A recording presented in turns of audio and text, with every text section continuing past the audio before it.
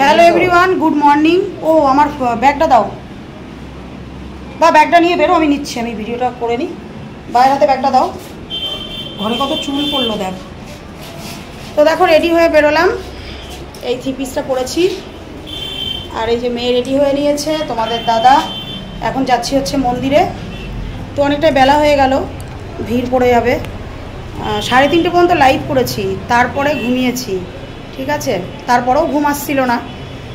দিয়ে সকালবেলা আবার মাসি এসে 7টার সময় ধুমধাম করে দরজা নাড়িয়ে ডাকছে, কেননা ঘর ঝাড় দেবে, মুছবে, পরিষ্কার করবে। বলো, জোরে করে টান দাও দরজাটা। হ্যাঁ, তো এই কারণেই লেট হয়ে গেল। উঠে আবার স্নান টান করলাম, ফ্রেশ হলাম সবাই। তো এখন যাচ্ছি মন্দিরে বাবা জগন্নাথ দর্শন করতে। তো তোমাদের ভেতরে হয়তো ঠাকুর দর্শন করাতে পারবো না, কারণ ভেতরে কোনো ক্যামেরা অ্যালাউ নেই, বাইরে থেকে যেটুকু হবে। তো কালকে রাতেবেলা 4G নেট আমার একটুখানি কালেকশান হয়ে দিয়েছিল, তার জন্য আর কি আমি রাত্রেবেলা লাইভটা করতে পেরেছি, নাহলে নেটওয়ার্কের জন্য কোনো লাইভই করতে পারতাম না। তো চলো সঙ্গে থাকো, সারাদিন দেখতে থাকো। এই ভিডিওটা হয়তো একবারে রাতে গিয়েই শেষ করব, বুঝেছো? চলো এখান থেকে হেঁটে যাব। চটি পরে নিয়েছি। এমা, আমি উল্টো চলে যাচ্ছিলাম।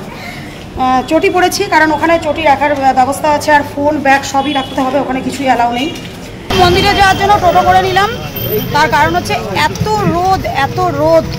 মানে আমাদের হোটেল থেকে ওই শঙ্করদ্বারের মুখটা পর্যন্ত হাইটে আসতে গিয়ে আমার মনে হচ্ছে এক সাইড যন্ত্রণা উঠে গেল, এত পরিমাণে রোদ। দেখতেই পাচ্ছ, দেখো কি ওটা, ওই কৃষ্ণ ওই হোটেলটা, ওই যে কীরকম রোদ, প্রচণ্ড রোদ। তো খানিকটা পথ হাঁটতে হবে, তো টোটো করে নিলাম। আগের বারে আমরা আরও সকালে বেরিয়েছিলাম, তো সেই জন্য হেঁটে গিয়েছিলাম। আমরা 9টার মধ্যে বেরিয়ে গিয়েছিলাম, আর এখন 10:30 বাজে।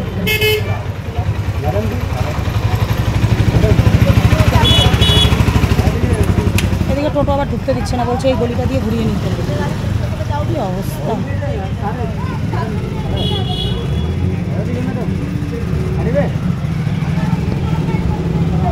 দেখো ঢুকতে দিল না, এই গলিটা দিয়ে আবার ঘুরে যেতে হবে। কাজ ভালো বাবা, কিন্তু আসছে যে টোটোগুলো। ও আসতে দেবে, যেতে দেবে না।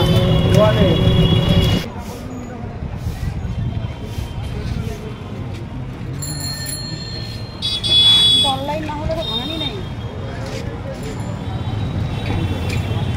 হ্যাঁ, অনলাইন না হলে ভাঙানি নেই। 100 টাকা দক্ষিণা দিলে পুজো যা দিবি সরকারি অফিস, ভিতরে নাম সরকারি অফিস না, আমি এমনিও কিনতে পারি। প্রসাদ কিনবে আর কি, পুজো কি হবে, পুজো হয়ে বিক্রি হচ্ছে। কেন, ওখানে তো 100 টাকা করে ভেতরে ডালা বিক্রি করে। হয়ে গেছে, ভোগ নিয়ে যাবে, যদি বাড়ি নিয়ে যাবে কিনে, আর পুজো দিতে হবে না। সেটা পুজো হয়ে রাখা অফিস থেকে কিনবো না, অফিস থেকে দিলেই। এই মন্দিরে ঢুকে গেছি, এই হচ্ছে পুরীর মন্দিরের এই যে এই ধ্বজা বলে, দেখো সমুদ্র হচ্ছে এই দিকে, কিন্তু পতাকা কিন্তু উল্টো দিকে ঘুরছে। মন্দিরের ভেতরে ঢুকে গেছি, এবার ফোন আর ব্যাগ জমা দিয়ে দিতে হবে। এই যে এই হচ্ছে পুরীর রথ, যাক এটাও আমরা দর্শন করে নিলাম, তোমরাও দেখে নাও। এই যে পুরীর রথ, পুরীর রথ, তার মানে রথ হওয়ার পরে মন্দিরের কাছে এনে রথটা রেখে দেওয়া হয়। এটা হয়তো কিছুদিন থাকবে, তারপরে হয়তো অন্য কোথাও সরিয়ে নেবে। তার কারণ হচ্ছে আগের বারে যখন এসেছিলাম তখন রথ এখানে ছিল না, তো হয়তো অন্য কোথাও সরানো হবে। দেখো কি ভালো লাগছে, কিন্তু প্রচণ্ড রোদ গো, প্রচণ্ড রোদ, প্রচণ্ড গরম। এই যে পুরীর মেন সদর দরজা দেখতেই পাচ্ছ, তোমার একটু দেখে নাও। সবাই একবার বলো জয় জগন্নাথ। এই যে সবাই ঢুকছে, আমরাও এখান দিয়ে ঢুকে যাব, কিন্তু ফোন অ্যালাউ নেই, ফোন আমাকে জমা দিয়ে দিতে হবে এখনই। তো চলো আবার বাইরে বেরিয়ে এসে তারপর আসছি। সবাই একটু দর্শন করে নাও, বলো জয় জগন্নাথ। এই জীবনে প্রথম দেখলাম পুরীর রথ, তো ভীষণ ভালো লাগছে, তোমাদের সাথেও শেয়ার করলাম। দেখো চাকাগুলোকে শুধু দেখো, এরকম একটা হনুমান বসে আছে, হনুমান না বাদর এটা। ওহ, জীবনে এত বছরে জীবনে প্রথম এই পুরীর রথ দর্শন করলাম, মানে ফোনেই দর্শন করেছি, কখনো সামনে থেকে দেখার সৌভাগ্য হয়নি।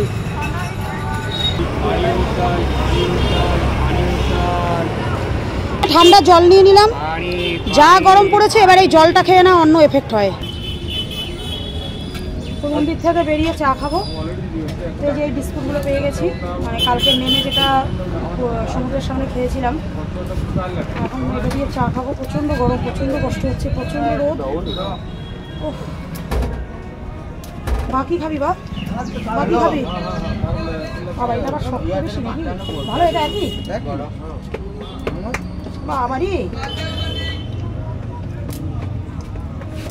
এই যে ভাত দিয়ে ভাত কেন তো মন্দির থেকে চলে এসেছি দিয়ে এখন একটু রেস্ট নিলাম আর দু একটা রিলস বানালাম ঘরে কারণ বাইরে বেরোনোর মতন পরিস্থিতি নেই এখন সমুদ্রে যাব সেটা আলাদা ব্যাপার কারণ বাইরে বেরিয়ে রিলস বানানোর মতন মানে পরিস্থিতি নেই কারণ এত রোদ সহ্য করা যাবে না তো যাই হোক তো এই যে মেয়ে ও তো জামা প্যান্ট পরে নিয়েছে আমি এবার চুড়িদারটা পরবো আর এই যে তোমাদের দাদা বসে আছে কোথায় বসেছে দেখো তো দিয়ে এখন যাব হচ্ছে সমুদ্রে এসে তারপর খাওয়া দাওয়া করবো তো সমুদ্রে আর তোমাদের সাথে কিছু শেয়ার করব না তার কারণ হচ্ছে কে ফোন ধরে থাকবে ধরো আর হচ্ছে কি বলে ফোনটা চার্জে দিয়ে যাব ফোনটার চার্জও নেই এখন হচ্ছে 26% চার্জ আছে সেই জন্যই তো চলো সঙ্গে থাকো দেখতে থাকো স্নানটা করে আসি তো দেখি আজকে কত দূর কি শেয়ার করতে পারি বিকালে কি আজকে ওই মন্দিরে যাবা নাকি না কালকে যাবো না তাহলে ঘুমানো যাবে না ঘুমালে ওই সন্ধ্যা হয়ে যাবে আর ঘুমানো যাবে না কিন্তু তো চলে এসেছি খেতে দুপুরের লাঞ্চ করতে চলে এসেছি আজকেও মাছ ভাতই খাবো তো ডিম ভাত 130 টাকা করে মাছ ভাত 150 টাকা করে তো তোমাদের দাদা বললো মাছ ভাতই খাও তো 130 টাকা দিয়ে ডিম ভাত খাওয়ার থেকে 150 টাকা দিয়ে মাছ ভাত খাওয়াই ভালো তাই তো তোমার মত তো আর এই যে আমার বা স্নান করে চুল টুল ভেজা তো ভাত চলে এসছে এবার আস্তে আস্তে সব দেবে তারপর খেয়ে নেবো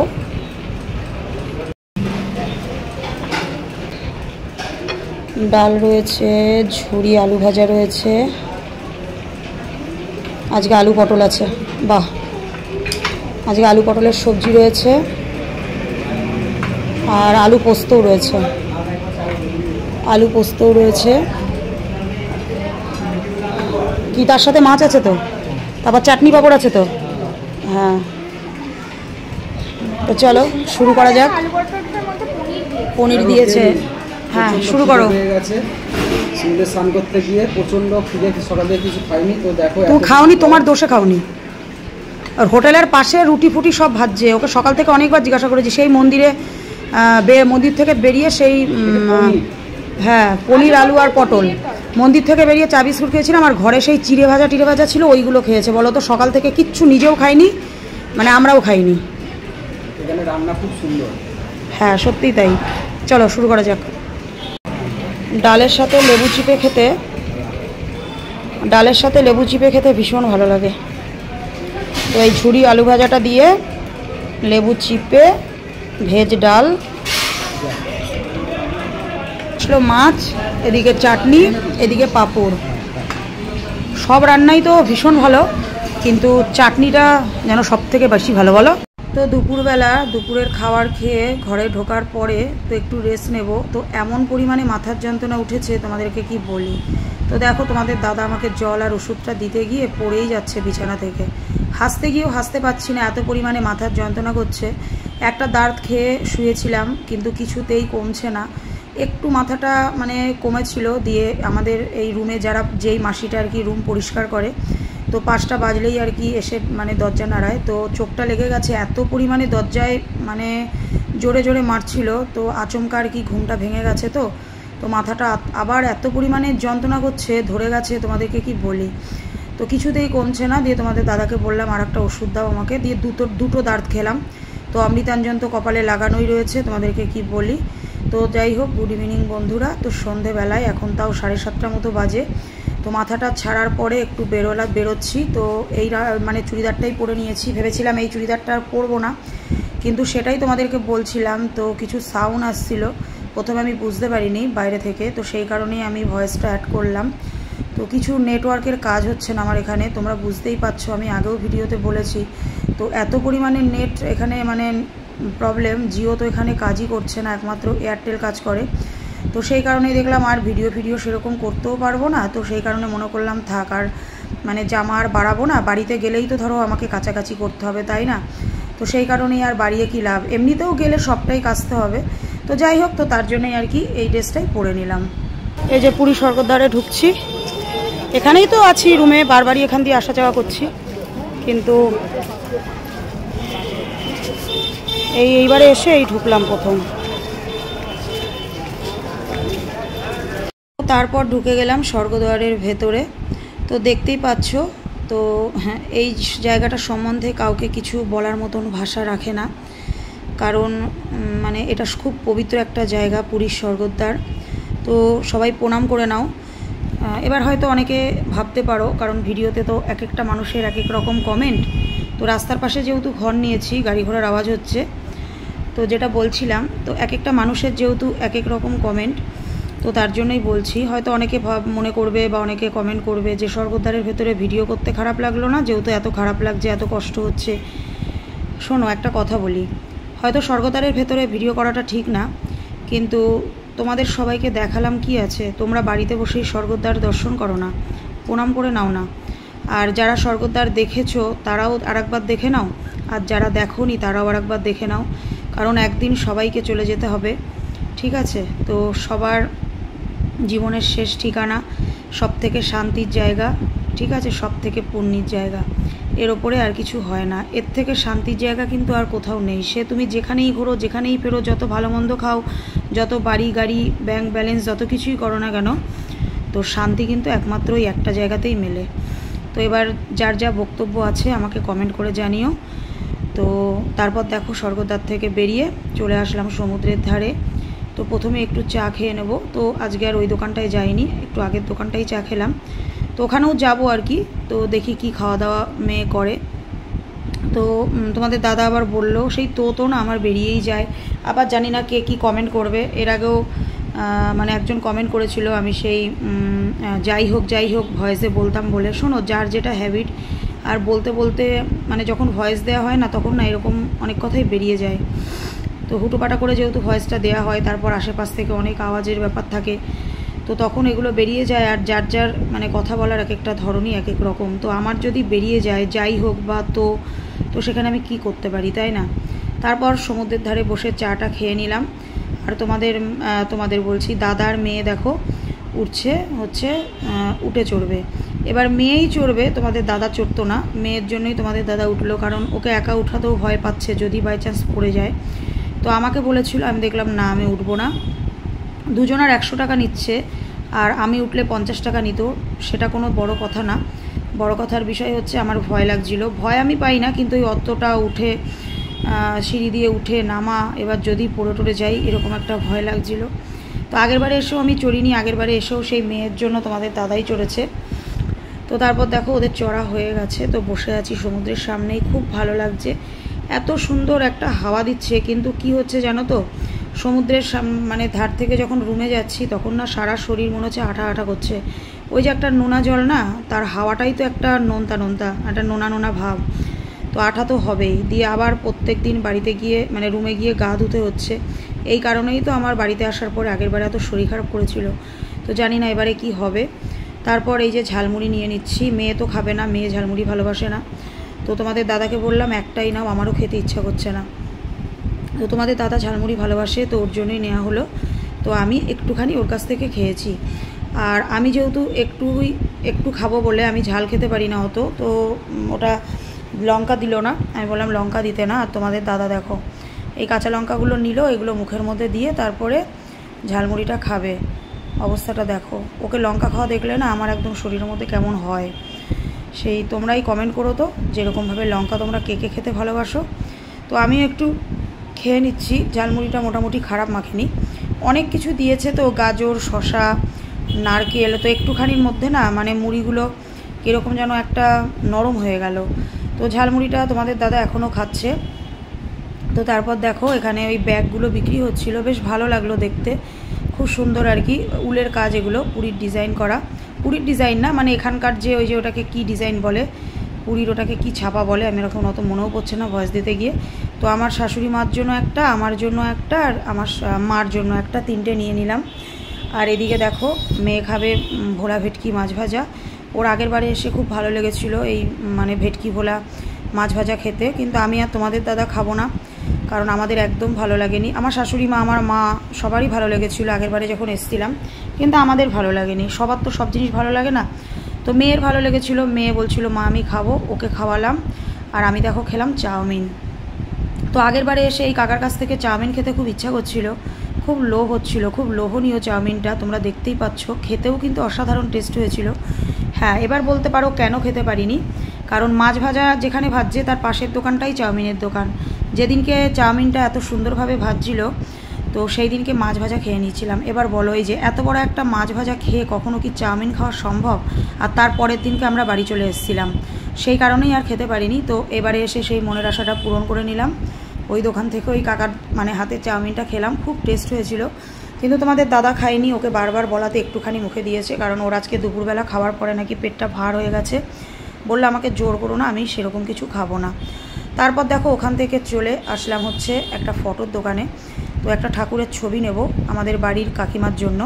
আগের বারে যখন পুরী এসেছিলাম আমার মা নিয়ে গেছে, তো আমার শাশুড়িকে এর আগে দেওয়া হয়েছে। আমি তো আগেও পুরী এসেছিলাম, মেয়ে যখন ছোট ছিল। এই নিয়ে আমি 3 বার পুরী আসলাম। তো তখন তো ওদের দেওয়া হয়েছে, তো প্রসাদ নিয়ে যাব সবার জন্য। তো কি বলো তো, ঠাকুর না ঘরে যখন বেশি হয়ে যায় না, কে কোথায় লাগাবে, কোথায় কি করবে, এদিক ওদিক ফেলে রাখার থেকে না, ওতে বরঞ্চ আরও পাপ হয়। তো আগে যাকে যা দেওয়া হয়েছে, বরঞ্চ তারা যে জায়গাটা করে নিয়েছে, তো সেই জায়গাটা জুড়েই থাক। তো তাদের জন্য শুধু প্রসাদ নিয়ে নেবো।